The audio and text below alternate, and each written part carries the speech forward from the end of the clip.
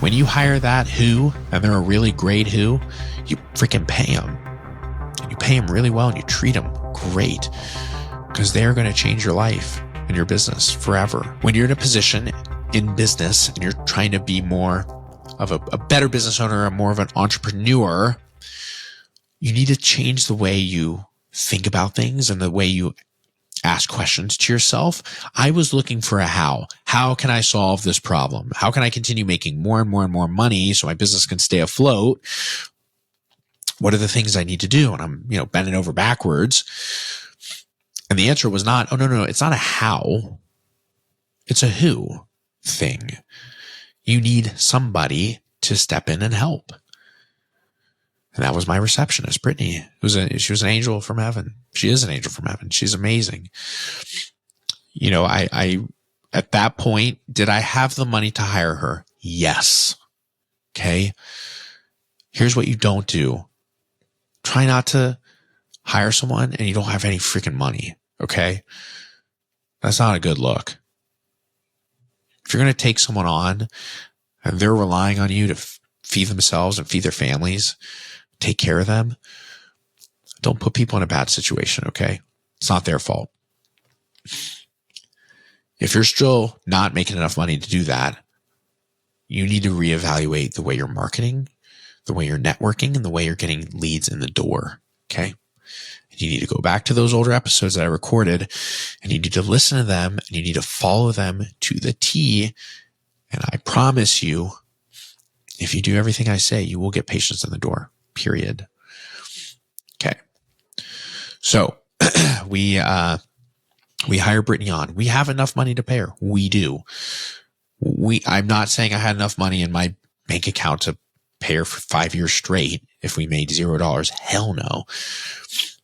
At the time, we probably didn't even have a full year salary for her. Really, we were probably close to it. But what we knew was that we could hire her part-time. I only work 4 days a week. My clinic's off on Tuesday. We're Chick-fil-A. Okay. We don't work. We were literally off 1 day during the week. And it's always been that way. And I like it that way. We're a lifestyle business. So that made it even more simple. I can hire Brittany. She's going to work part-time. I'm going to pay her really well too. By the way, when you hire that who, and they're a really great who, you freaking pay them. And you pay them really well and you treat them great. Because they're going to change your life and your business forever. And they deserve every amount of credit and service and kindness that you can provide to them. So we hired Brittany and literally within, I'll bet you within 3 months, our business started to double again. Within 6 months, it was totally doubled. Like revenue, patient load, everything. Like we jumped from 100 to 200 patients when Brittany started. Like the stagnation I was kind of talking about was over within just a few weeks kind of thing. Now, a lot of you might say, well, that's just coincidence. It wasn't. It was because she was answering calls. She was doing tasks that I didn't have the time for, that were not producing revenue. She was handling those now. In fact, if you're in business, if you're Brittany and you want to keep your job, your goal is to, how do I make sure that Nico does less tasks so that he can see more patients, get more money in so we can get paid, right? That's like the beauty of business. We're all in this together. My job is to produce and provide, period. That's what you do as a business owner. Her job is to make sure that that all operates seamlessly and smoothly. And there's not a task left behind, and she does it better than anybody. That's the who, not how, okay? I usually tell people this. Again, I didn't follow this advice myself, and I wish I would have.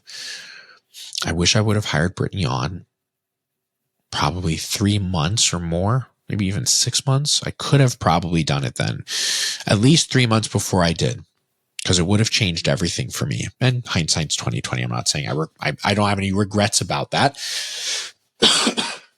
but I know that it would have been a lot better. It would have been a lot better. So when it comes to hiring someone, again, I'm not a big loan guy. I don't take loans.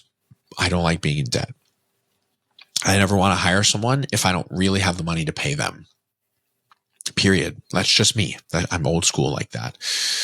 I'm going to work my ass off to get to a point where I have enough money to at least pay them for, God, if I could pay them for 3 to 6 months, okay? I know me. If I hire someone and I have enough money for 3 to 6 months for them, I know I'm going to be able to make it. Okay. Sometimes that's just a gut thing. Okay. You don't have to have enough money to pay them in perpetuity in your bank account. That's not going to happen. You do have to take a little bit of a risk, and people know that. They get that. But don't hire someone on if you literally can't pay them like within the next week or two. That's not good business. I know most of you wouldn't do that, but I've run into people who do that, and it's terrible. That's about, again, the way you want to kind of look at it. So one is, the question you need to ask yourself is, how much pain are you in?